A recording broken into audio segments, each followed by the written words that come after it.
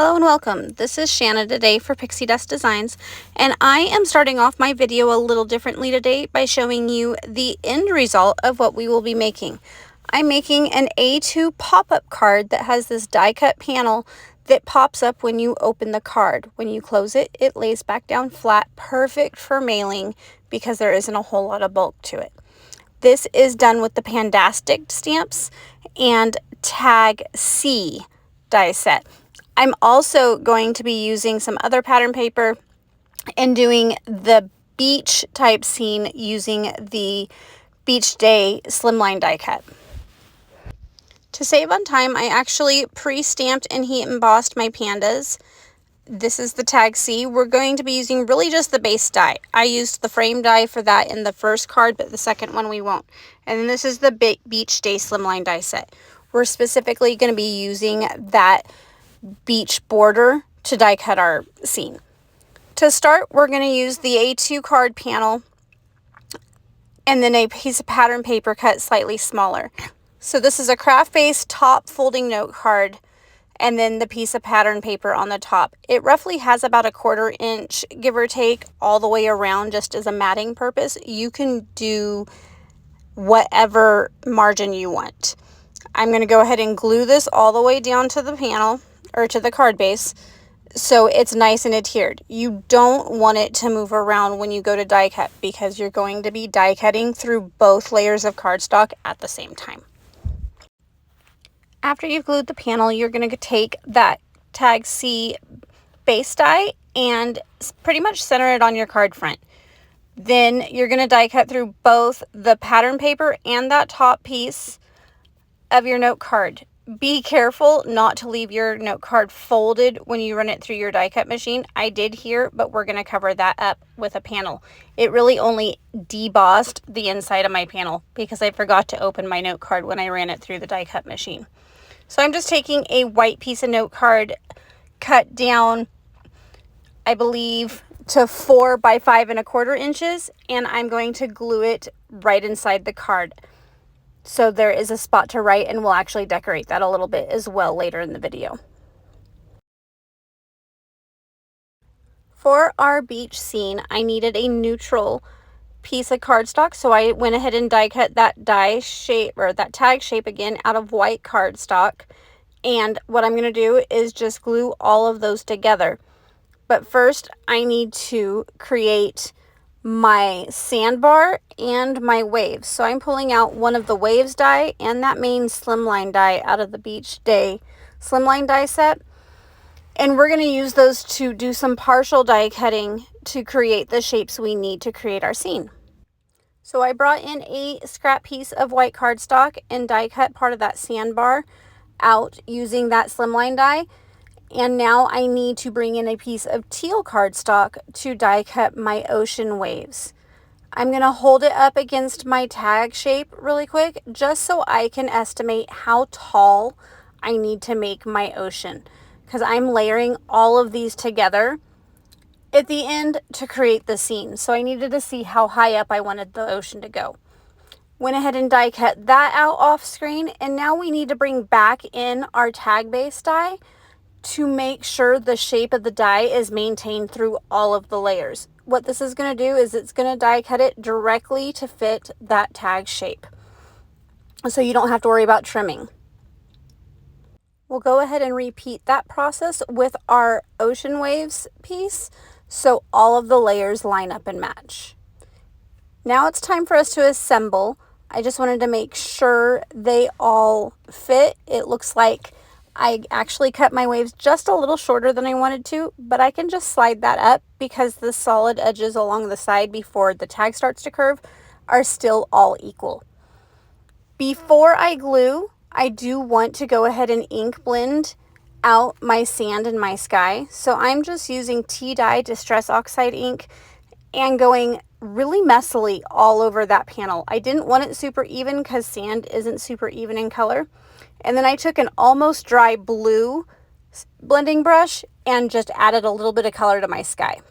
Now I'll go ahead and glue all my layers together and layer them onto that tag.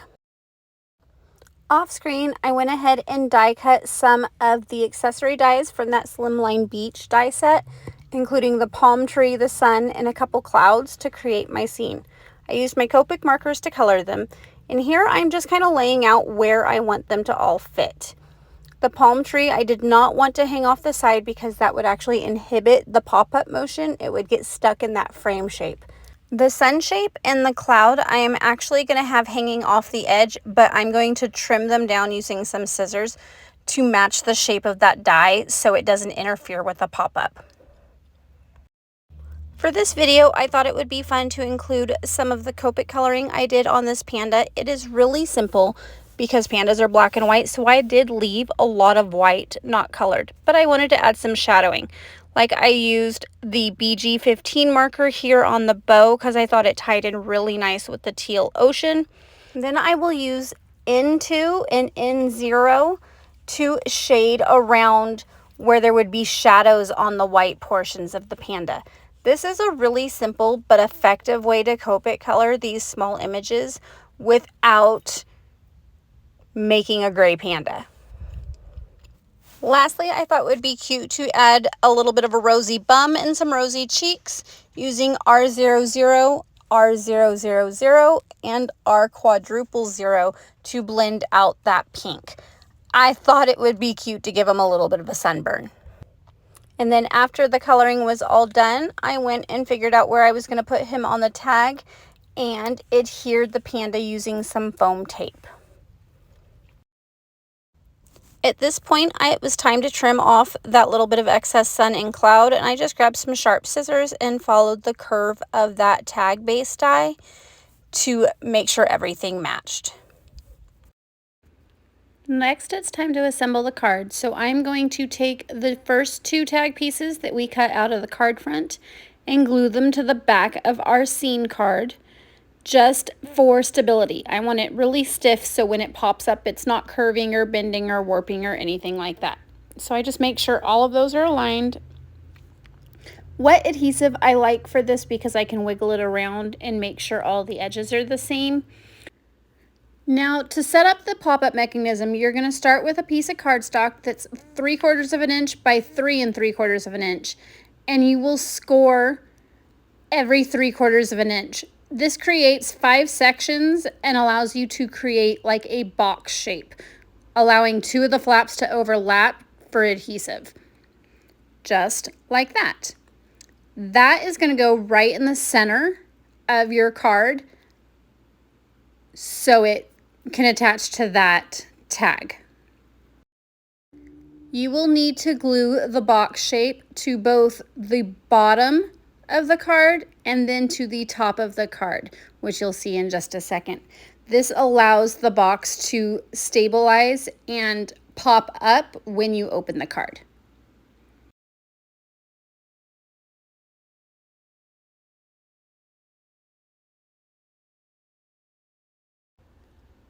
So I'll just add some strong adhesive to that top part too, and then just close the card down on it and allow it to dry.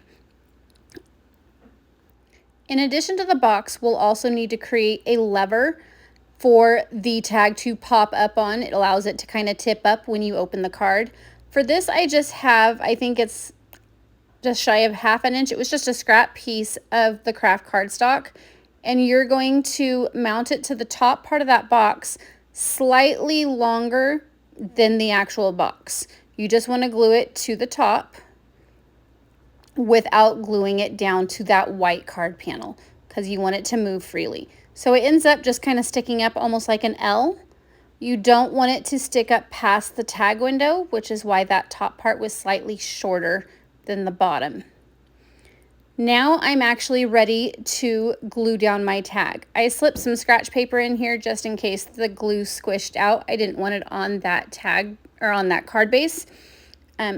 Since the die cuts all fit together, it just nestles right into that window and I'm able to position it perfectly. I added the weight on the top just to make sure the adhesion was really strong, and then the card is about done. You can see when you lift up the top of the card, that tag pops right up. I decided I did want to add a little bit of decor or more decoration to the inside, so I'm taking my last little die cut panda and I'll put him in the corner right there, adding a little bit of color to the cup.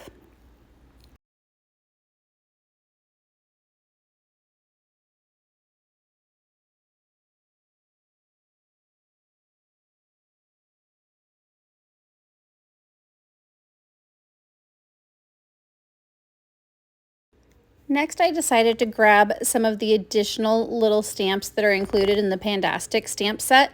There are so many cute little images, I couldn't resist just grabbing another one of the sentiments and the little paw prints just to stamp off to the side of our little coffee drinking panda. I'm going to use some VersaFine black ink here because I do love how this stamps typically really well with my first impression. Since I'm not using a stamp positioner and I was using a stamp block. You can see I did have a little bit of light stamping on that top paw print, so I just went in with a black marker and re-outlined it. And that almost finishes off the card. All I have left to do is to glue down that little panda, and then we have to add the bow to the tag.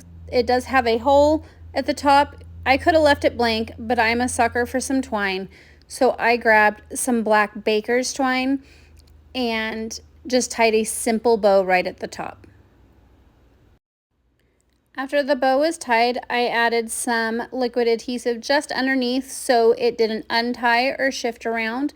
Helps keep it stable, and it does help keep that bow from undoing accidentally, especially like coming in and out of an envelope or anything like that. And now our pop-up card is complete. Thank you so much for joining me today. I hope you enjoyed it. If you're interested in any of the products we used today, be sure to check out the links below and head over to the Pixi Dust Designs store. Thanks again for stopping by. I'll be back soon. Bye-bye.